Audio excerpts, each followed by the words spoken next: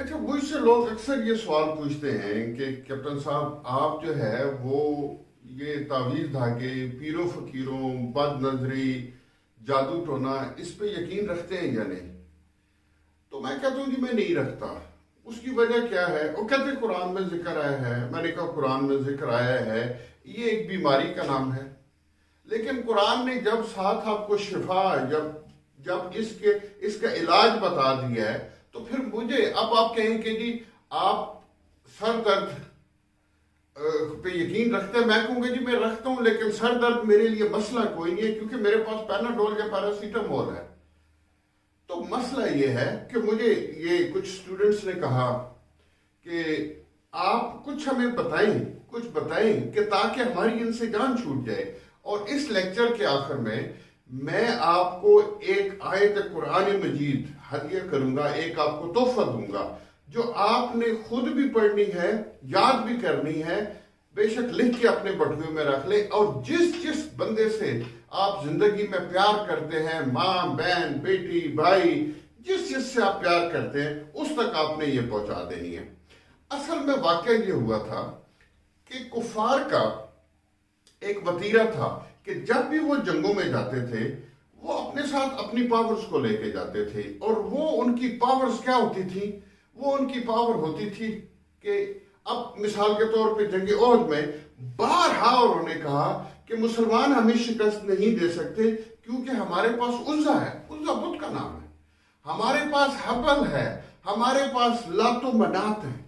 یہ ان کا عقیدہ تھا، یہ ان کا سیٹ آف بلیف تھا، اور اس سیٹ آف بلیف کے اوپر وہ بالکل عمل کرتے تھے، اور اس کے اوپر یقین کر کے جنگیں لڑتے تھے، اپنی جان دے دیتے تھے۔ This is their faith. Good luck to them. This was their faith. اچھا، اب مسلمانوں کے پاس کیا تھا اس کے مقابلے میں؟ ظاہر ہے وہاں کے مسلمان بھی بڑے پائے کے تھے۔ اب رسول خدا کے دائیں طرف علی، بائیں طرف حضرت ابو بکر، حضرت عمر، حضرت عثمان، بڑے بڑے جلیل القدر صحابہ تھے جو کھڑے ہوتے تھے۔ اب وہ کہتے تھے کہ آپ کے پاس کیا ہے؟ تو وہ فرماتے تھے ہمارے پاس قرآن ہے، ہمارے پاس قرآن ہے، ہمارے پاس رسول اللہ ہے۔ تو وہ انہی کی مدد سے، انہی کی دعا سے جیت جاتے تھے۔ ایک واقعہ ہوا ہجرت کا۔ ہجرت کے واقعے کے اندر یہ ہوا کہ جب اللہ نے رسول خدا صلی اللہ علیہ وآلہ وسلم کو یہ حکم دیا کہ اب آپ کی جان بہت خطرے میں ہے، اب آپ مکہ سے مدینہ ہجرت کر دیں۔ اس پلان کا جب کفار کو پتہ چلا تو انہوں نے یہ تہیہ کر لیا کہ ہم نے، اچھا یہ آیت بعد میں آئی، پہلے پلان بنا کفار کا۔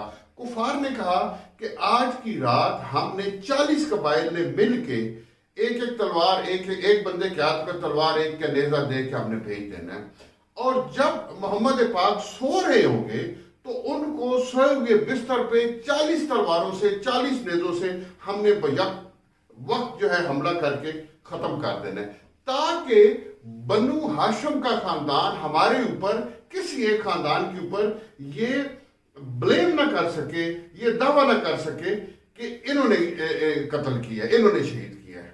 یہ پلان ہو گیا۔ اوپر سے جبرائیل آئے، انہوں نے کہا کہ رسول خدا آپ ہجرت کر دیں۔ اب جب یہ تیاری ہو رہی تھی، ہجرت کے بہت بڑے واقعات ہیں۔ اب یہ ایک بہت بڑا، یہ it is as big subject as Meraj, اس کے اوپر میرا ایک الگ لیکچر ہے، وہ کبھی آپ سن لیجیے گا۔ اب 3-4 جو چیزیں کر رہی تھی، یہ آیت نازل ہوئی عصر کے بعد، زیادہ تر آیات عصر اور مغرب کے بعد درمیان میں نازل ہوتی تھی، اور مغرب کے بعد رسول خدا صلی اللہ علیہ وسلم نے شہر چھوڑنا تھا۔ اب شہر ایسے نہیں چھوڑا جاتا کہ یہاں سے بیٹھا ڈیوو پہ اور آگے نکل گیا اور وہاں سے جہاز لے لیا۔ پہلے شہروں کے دروازے ہوتے تھے، اور ہر دروازہ مغرب کی نماز کے اوپر بند ہو جاتا تھا، وہاں پہ شرطے کھڑے ہوتے تھے، سپاہی کھڑے ہوتے تھے، فوج کھڑی ہوتی تھی، اور گلیوں کے اندر گشت ہو رہا ہوتا تھا فوجیوں کا۔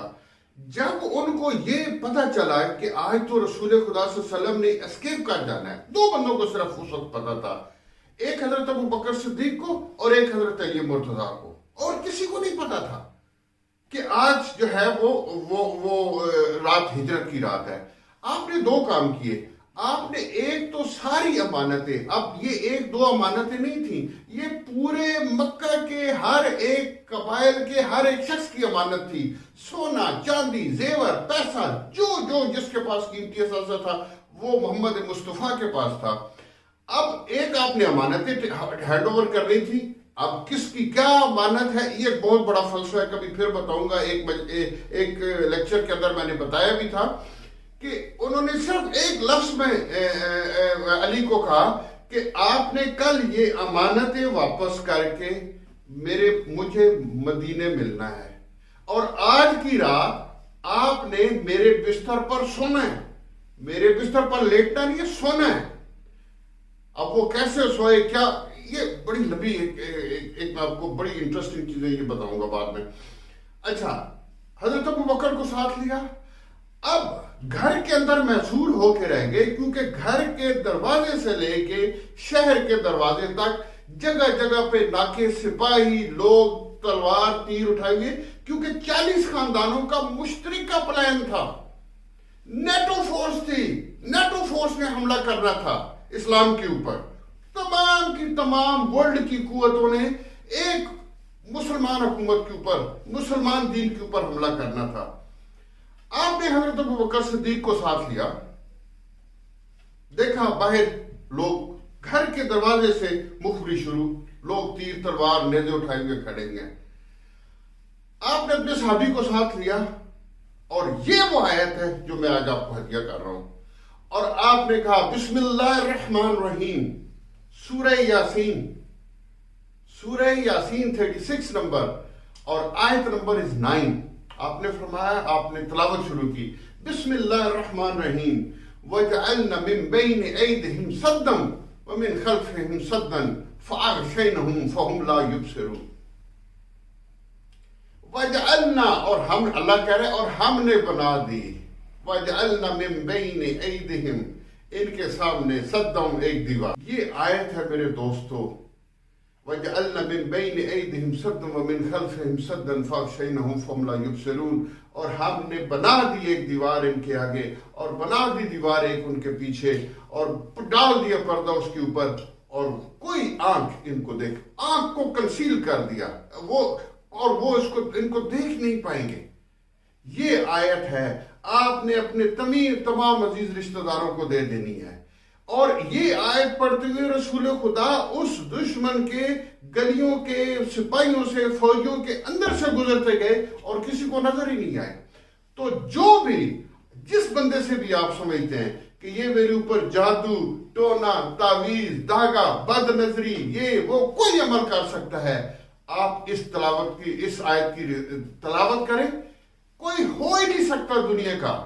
آپ کو صرف ٹرسٹ کرنا ہے قرآن کے اوپر کہ وہ عمل، وہ چیز آپ کے اوپر اثر کر جائے. یہ آیت آپ نے خود بھی سیکھنی ہے، اپنے عزیز رشتہ داروں کو بھی سکھانی ہے، اور اپنے بچوں تک بھی پہنچانی ہے.